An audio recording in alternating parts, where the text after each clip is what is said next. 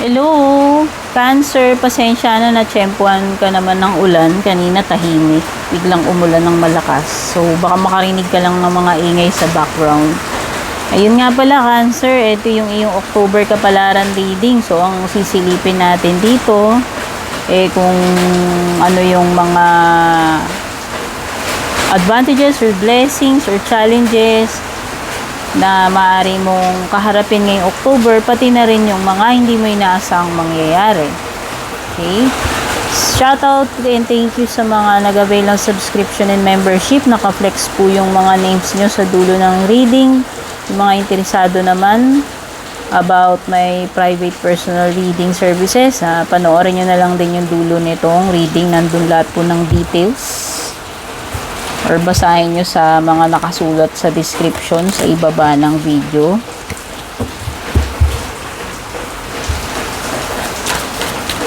Yan siya na sa ulan. Ayan. Ano yung overall energy mo ngayong October? Meron kang Queen of Cups dito. Ano yung magiging challenge mo? Meron kang Emperor. Ano naman yung magiging blessing mo or advantage mo? Meron kang Page of Cups. Tapos, ano yung magiging next or near future mo? You have Three of Pentacles. Ayan. Or patutunguhan nitong mga sitwasyon na nandito. So, yung mga signs na meron ditong Cancer energy, may Aries energy, at saka Capricorn energy. Ayan. Maaaring may mga nakakadil kang ganyan na mga signs or meron kang ganyang sign sa iyong birth chart. Ayan. Itong reading nga pala na to is for Cancer, Sun, Moon, Rising, and Venus signs or mga cross-watchers. Yan.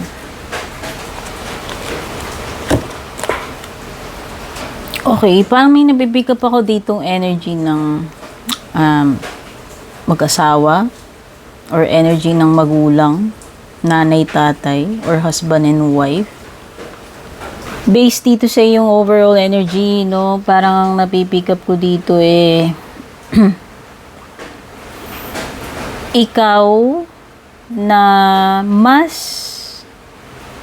magiging careful ka sa heart mo, sa sarili mo. So, nakikita ko dito is mas aalagaan mo na ngayon yung sarili mo. Learning na mas i-value mo yung sarili mo. Or, ano ba tawag dito? Yung i-express yung iyong feelings, yung totoong nilalaman ng puso mo. Taking care of your needs. Ayan. Taking care of yourself, your heart. Parang ganun yung mga napipick up kong energy. Siguro this time with your overall energy ngayong October, no, mas mas pakikinggan mo yung puso mo what truly matters to you. Ano ba talaga yung tunay na nafe-feel mo? It is also, itong card na to also an indication na pairamdaman mo yung mo, gut feelings mo, yung mo, intuition mo this October. Sa tingin ko mas magiging more sensitive, receptive, sensitive yan. Mas malakas yung pairamdam mo, yung radar mo. Or meron bang pasyente? Meron bang pasyente ngayon na loved one, family member? Yan. Nakikita ko kasi parang merong someone na nag-aalaga at merong inaalagaan. Or merong something na parang yung sobrang may sentimental value ka doon or sobrang pinakahalagahan mo yung person na yun or yung ano man yung bagay na tinutukoy dyan. Or ano ba to? Are you applying for a job na as a caregiver, ganun. Basta parang yung nature ng ginagawa is merong inaalagaan, like nurse, caregivers, no, etc. Parang ganun. Oo, pagdating dito sa challenge mo, dear, ngayon ko lang napagtanto at napag-connect itong dalawa. 'Di ba parang may binanggit ako dito na parang meron kang gagawin na related sa pagti-take care, pag-aalaga. Sabihin na natin, pag-aalaga, pagbabantay, like nurse, caregiver. Kasi parang dito sa challenge mo, so nakikita ko, maaaring mahirapan ka ngayong October kasi parang maa-assign ka in such task wherein ikaw yung may responsibilidad doon, ikaw yung tagapangalaga, caretaker, ano ba tawag natin dito? Kasi di ba hindi lang naman tao yung kini-caretaker natin, minsan tayo yung naa-assign sa bahay or sa negosyo. Pero more on pag-aalaga yung nafi-feel ko like parang may kinalaman sa nurturing, caring or healing. So, pwedeng may patient. Yan, sabi ko nga kanina, loved one or family member. Kasi parang ikaw yung magiging challenge ngayong October, ikaw yung maa-assign doon sa malaking responsibility na yon, which is the Emperor in reverse. No? And, pwedeng mahirapan ka dahil dyan sa responsibility na yan na ikaw yung tagapangalaga, caretaker, caregiver niyan, tao man yan o hindi. Or kung hindi man yun, ang parang pinaka-challenge mo rito, parang you are dealing with the person na dominante. Dominante, over-controlling, ina-abuse niya yung kanyang power or authority. Ayan, pwedeng ganyan. O, halimbawa, boss mo na bully or abusive, yung mga ganon. Someone who is a tyrant. Parang, siya, yung ginagamit nga niya yung kanyang, ina-abuse niya yung power niya. Ina-abuse niya yung kanyang power or position. Or you could be dealing with a situation na wherein merong hindi niya nagagawa yung kanyang responsibility. Or umiiwas siya sa responsibility niya. Yan, tinatakasan niya, hindi niya nagagawa yung responsibilidad niya. Or you could be dealing with someone who is very diktador, wala na sa lugar, or someone who is irresponsible, hindi naman niya pala kaya yung trabaho, responsibility, kawalan ng accountability, yan, ayaw ng pananagutan, or walang disiplina yung tao na yan. Kumbaga, nalagay siya dyan, pero parang hindi naman siya karapat-dapat, yan. Pwedeng may mga ganyang scenario. Ngayon, in this section naman, pagdating sa iyong advantage or blessing, so nakikita ko,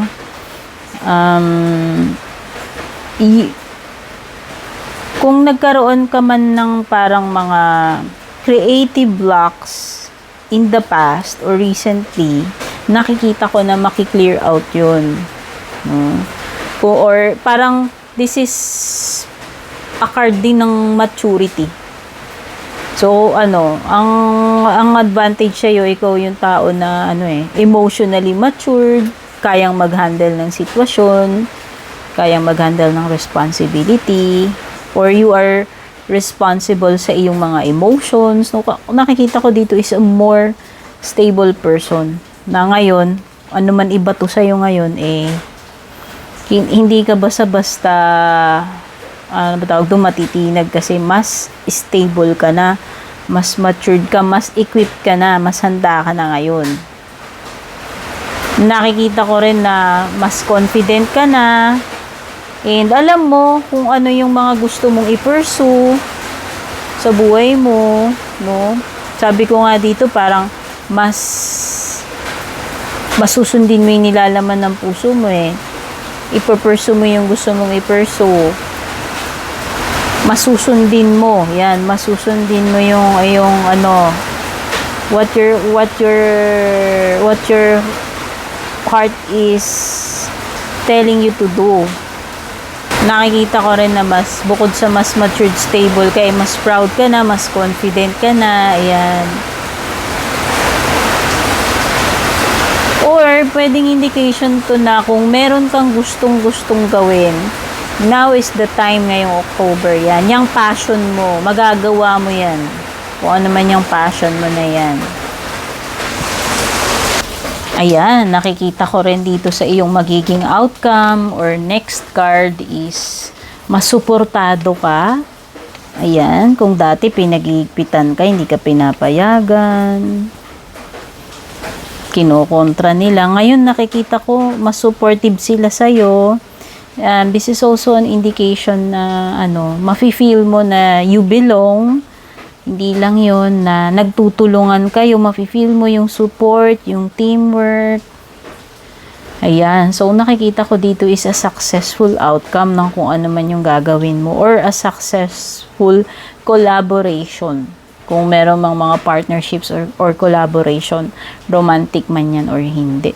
So nakikita ko dito is marami kang matututunan, may mga experiences, or magiging successful yung outcome ng ginagawa kasi mas hindi lang ikaw kumbaga may mga makakatulong ka na rito, may mga ka-collaborate ka, ka-partner, ka-team. Yan. So nakikita ko dito is kung kakailanganin mo ng support, yan, mag-reach out ka, susuportahan ka nila, tutulungan ka nila. At mas mataas yung chances na may ma-accomplish kasi andyan yung unity, andyan yung teamwork. Okay, so nakikita ko meron kang something na mabubuo or matatapos ngayong October with the 3 of Pentacles. Ganda. Yung iba sa inyo baka bagong project to, proposal, or bagong mga katrabaho, bagong company, or bagong job, or bagong business, no? Or bagong pagkakaabalahan, o personal project mo man yan. Bigyan natin yung iyong love life ngayong October.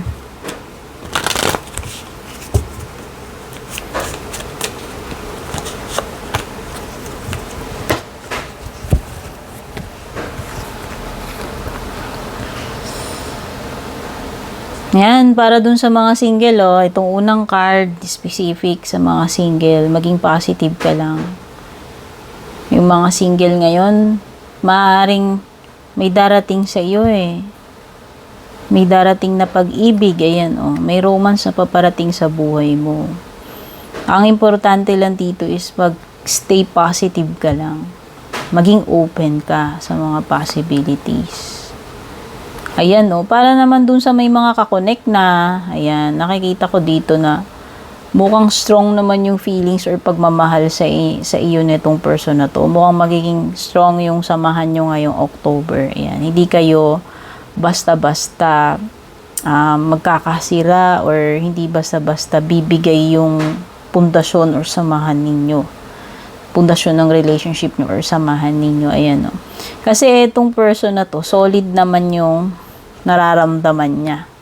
So, serious. Masasabi natin na na true love yung meron para sa iyo itong person na to. Ayan ano man yung maging issue, hindi kayo basta magkakahiwalay or hindi basta masisira yung foundation ng relationship nyo kasi ganun ka-solid yung love na namamagitan sa inyo nitong person na to. Kaya kung ano man yung mga maging issues sa inyo ngayong October, masosolve at masosolve yan. Nang hindi kayo nagbe-break, no? Yan yung importante. Ngayon, magdating sa mga mangyayari na hindi mo inaasahan, kukuha tayo dito.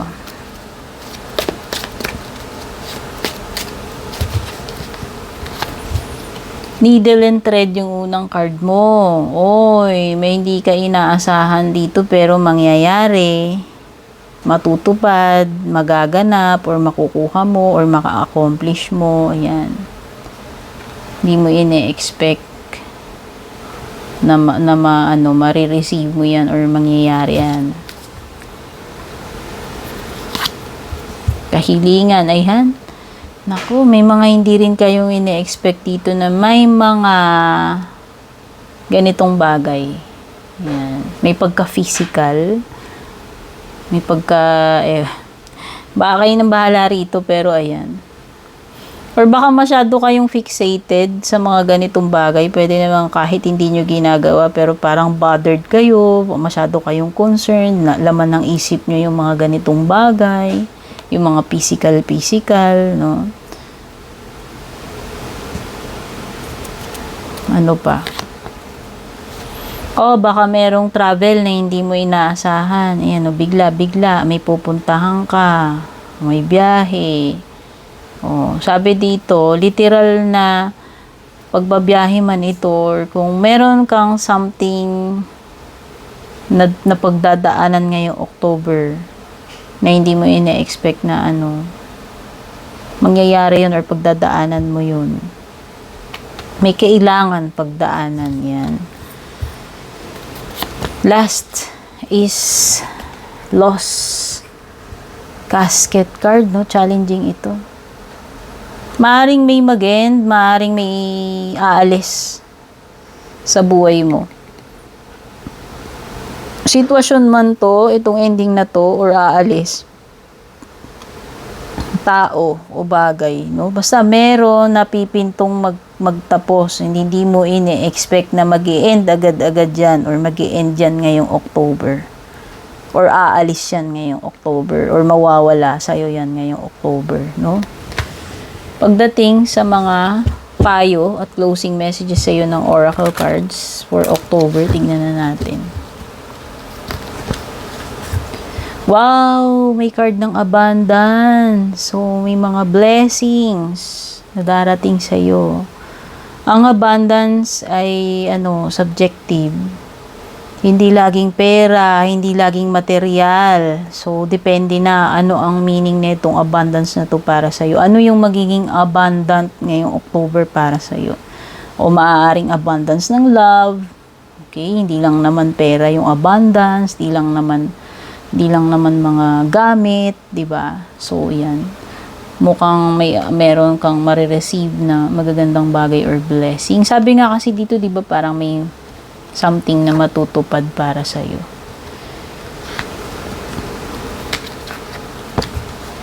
Not the right time daw. Merong something ngayong October na dapat wag mong ipilit. Baka hilaw pa, o hindi talaga ito yung tamang panahon para gawin mo yan, para i-push mo yan. Or baka may hinihintay ka pero hindi pa darating sa ngayon. Basta meron ditong something na hindi ito yung tamang oras para dyan. Last, look for a sign. Ayan na nga. Dahil dumitaw ito, sabi ko nga, maaaring wag mong ipilit. Tignan mo yung mga palatandaan. Red flag man to green flag, itong sign na tinutukoy dito, maging aware ka sa mga sa mga senyales, sa mga palatandaan. Yan, nandyan yung mga clues, nandyan yung answers. Okay, Cancer, ito yung mga na-pick up natin dito sa iyong October reading. Sana magsilbing gabay, magbigay ng kaliwanagan or makatulong sa iyo itong reading na to. Take care, God bless, babush.